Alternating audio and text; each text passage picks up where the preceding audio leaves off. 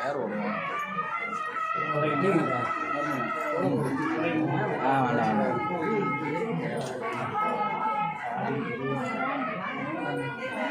வேற பேருக்கு ஆரம்பம் எடுத்துங்களா? வீடியோ சொல்லட்டுமா? சொல்லுங்க.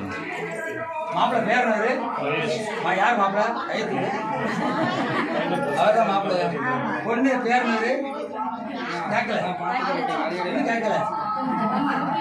பாக்கி பொண்ணு யாருங்க கைத்துங்க.